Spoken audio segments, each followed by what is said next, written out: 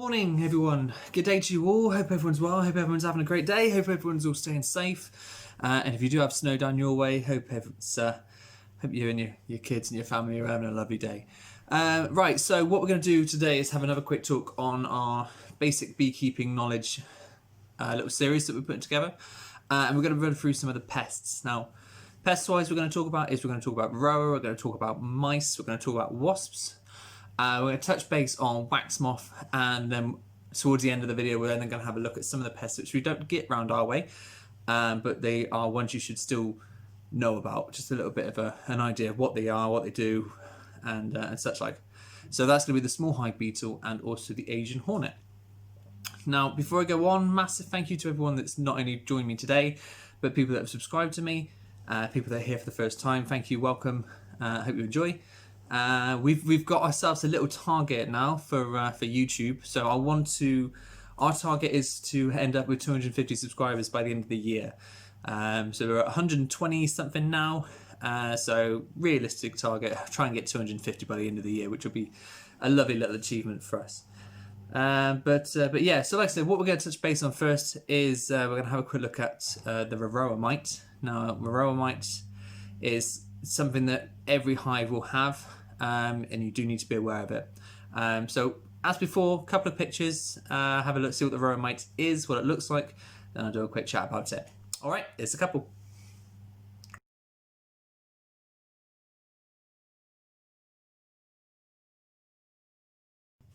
So as the picture suggests, and as I've mentioned, the first one we're going to have a look at is the Varroa mite. Now, there are several treatments for Varroa you need to be aware of, and you need to be aware of the fact that this is something you will need to constantly monitor in your hive. The reason I say that is because the Varroa is linked to a number of other diseases, such as the deformed wing virus, which I did a little video on. I'll pop a link up there as to the deformed wing virus video that we did a little while ago. So it is something you need to be aware of that's going on in your hive, and keep the numbers at a suitable level. Or a level that's not going to do too much damage to your hive. Now, you can do that by doing a number of calculations. The most common one is if you pop the mite board in your in the bottom of your hive. So that's a little board that will slide out and slide in. Pop that in the bottom, you can see a natural drop. Leave it in there for a certain number of days. You can count the Varroa, which is on there. And what you can do is you can then head over to the bee-based websites and do a couple of calculations. It will basically say whether or not you need to treat or not treat. Due to the level of mites that you've got in your hive at that point in time. So that's a simple way of monitoring the amount of Varroa in your hive. The basic build-up of the Varroa, to get to that level, you'll have a female Varroa mite, which you'll get inside one of the cells, so obviously on the frames. After there has been an egg in there and after there is larvae developing, the Varroa will then hatch and attach itself to the developing bee within inside that cell. That's before it's capped. So then it's capped, and that Varroa is then feeding away on the bee inside.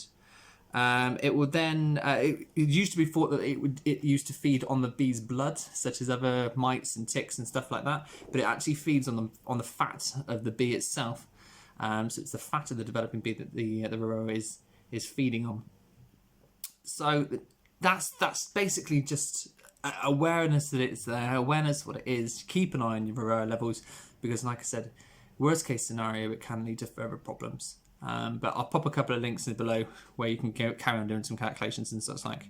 But what I'll do is later on the season, when I do the treatments for my Varroa mite, I'll do one treatment. I'll start monitoring the Varroa as we go into the spring. Depending on the levels, depending on whether or not to treat, I'll either treat then. If I don't need to treat, I won't. I'll then move into the autumn, where all my hives will get a treatment, and there'll be a further treatment in the winter as well. So I've not long done a treatment, but when I do my treatments, I bring you along with that as well. So that's basically the Varroa mite. Next thing I'm going to touch base on is we're just going to have a quick look at wasps. So I know you all know what a wasp looks like, but for those that don't, there's a couple of pictures. All right.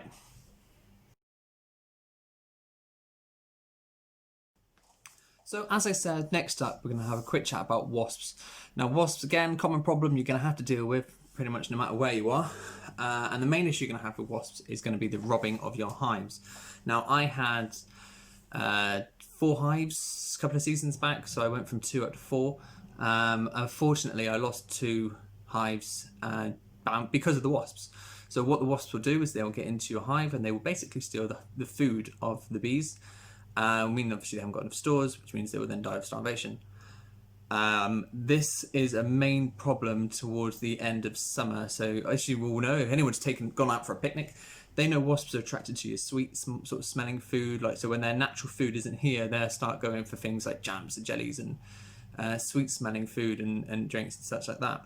Honey is obviously a main attraction of that because it is so sweet and because it is it does smell very sweet and such like that. So wasps are attracted to it. Now, the wasps basically just, once they found a source of food, they were just piling into my hives and they were just absolutely destroying the stores that my bees had. The difficulty that I had is because one of my kids was quite poorly a couple of years back. We spent a lot of our time up in Bristol Hospital, and because of that, I didn't have the time to put reducers on to keep high their food levels and things like that, which led me to lose a couple of my hives.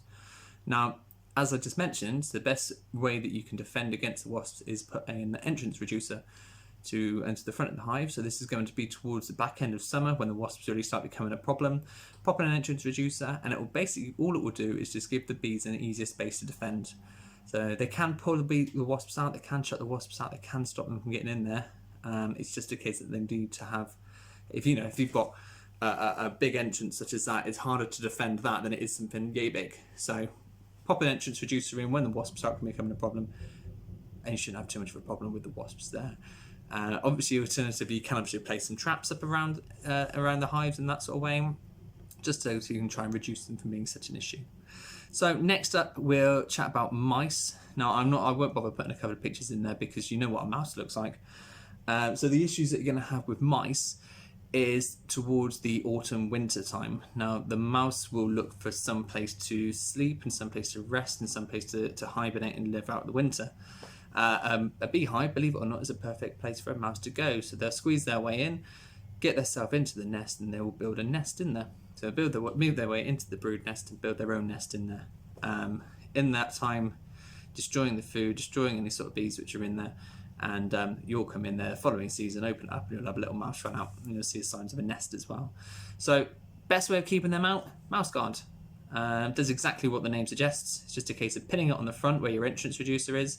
Mine go on around October time, and I'll take that off at the beginning of spring when things start warming up. So that's mouses, or mice, sorry, mouses. That's mice, just so you know what a mouse is, and that's just a way to keep them out your hive. So next off, we'll have a chat about the wax moth. So I'll pause here. We'll have a couple of pictures about what the wax moth is, what they look like, and have a quick chat about them in just a second. So here you go.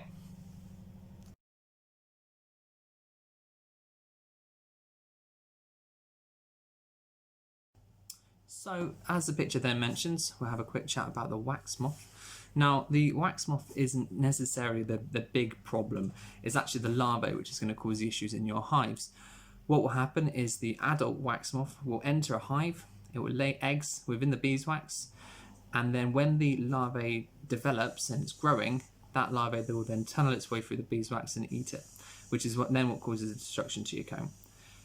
Best thing you can do when it comes down to your comb, especially if you've got drawn out foundation. So if you've got, say for example, you've got your hive with the super on, you extract the super and then you're not going to use the frames again, you stick them in a freezer. If there's any wax moth eggs in there, it will kill them off. You can then store that in either outside in the cold, so if a wax moth does make its way in there and lays in those cells, the cold will kill it, or stick it in a freezer and put it into, so stick it in a freezer, kill the eggs, and then pop them in an airtight container.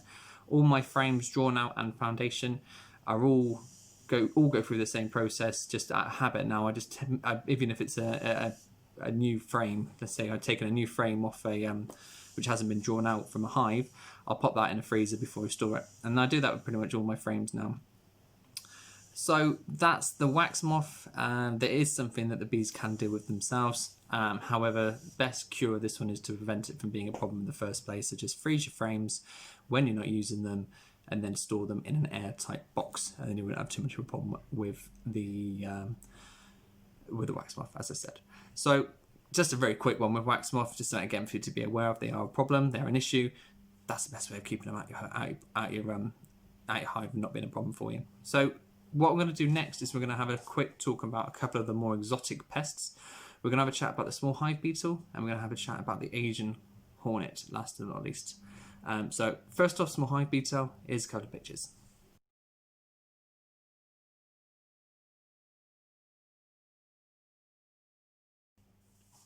So the small hive beetle. Now, thankfully, we don't have the small hive beetle currently over in the UK, but it is better to be prepared just in case it does come over our way than just not to know about it, basically.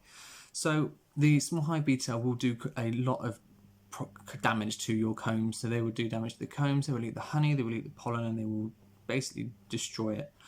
And this is just obviously not what you want. You'll notice in the hive, you'll notice the larvae, which are like little, what you'd expect, almost like little maggots sort of things inside your hives. And you'll notice that the comb goes very slimy and discoloured as the larvae feed their way through.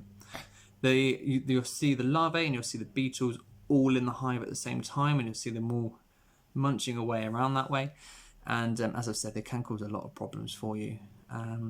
Now, I don't do much in the way of research for small hive beetle purely because of the fact that they aren't here yet, but I do know the signs of them, and they are a notifiable pest. So if the fact that you do notice a small hive beetle in your hive, it is something you will need to contact the bee inspector for, so they can come out, check it over, and get things dealt with that way. So they can try and contain any sort of problems that we have over here in the UK. Now, I did have a concern that I had a small hive beetle in my hive at one point. It was on the Mite board underneath. Pulled it out and I saw what I thought was a small hive beetle. Fortunately, magnifying glass on me at the time was able to identify that it wasn't, because it didn't have the antennas the same as a small hive beetle does. And like I said, I'll pop a few pictures at the beginning there just so you can see what they look like. If you do have small hive beetle, get yourself onto the bee-based website and you will need to notify the inspector that will come out and check it over. And all that sort of information will be at the bottom of this page in the description. So that's a small hive beetle. Again, it's just a very quick awareness these are about. Next, we'll have a look at the Asian hornets.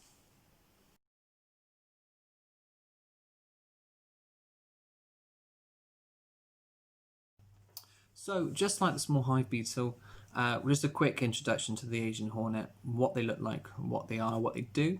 So, as you see a couple of pictures beforehand, I will put a picture of a European hornet, which is not to get confused with the Asian hornet. The European is a native hornet to where we are here, and it doesn't pose a threat. The Asian hornet is not native and will be brought over to this country. It's the only way it's going to come over here and cause problems for us.